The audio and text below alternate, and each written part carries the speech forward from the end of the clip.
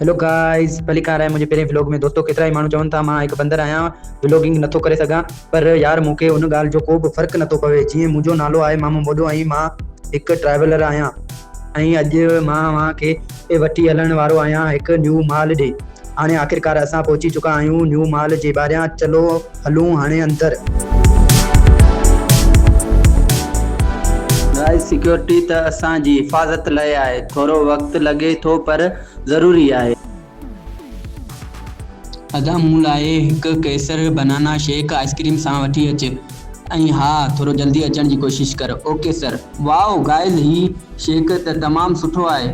उन जो त हिकु मज़ेदार रिव्यू थियणु घुरिजे। दोस्तों हाणे हलंदासीं कुझु फास्ट फूड खाइण लाइ। अदा मूंखे त सिंध जो फास्ट फूड ॾाढो वणंदो आहे। तव्हांखे बि पसंदि आहे ही ॻाल्हि कमेंट में ज़रूरु लिखो। अदा हिकु प्लेट मोमोज़ लॻायो, ॻाढ़ी चटणी ऐं साई चटणी बि गॾु ॾियो। गाइस, ही त वॾो तेज़ निकितो यार, मूंखे त हाणे पाणी खपे ऐं हाणे त ज़ोर सां पेशाब बि लॻी पियो आहे। दोस्तों राति बि घणी थी वई आहे। हाणे मां वञी रहियो आहियां पंहिंजी गाॾी ॾे। अड़े यार, हिते ट्रैफ़िक वॾी आहे। मूंखे त असुलु सुकून सिर्फ़ु पंहिंजे घर ते अचे थो। अव्हांखे ही व्लॉग कीअं लॻो कमेंट में ज़रूरु लिखो।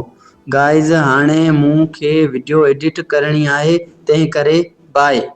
ऐं गाइस, महिरबानी करे मुंहिंजी वीडियो खे लाइक कयो ऐं एस सिंधी व्लॉग खे सब्सक्राइब ज़रूरु कयो। अॼु जे व्लॉग में एतिरो ई, वरी मिलूं था नेक्स्ट व्लॉग में। ख़ुदा हाफ़िज़।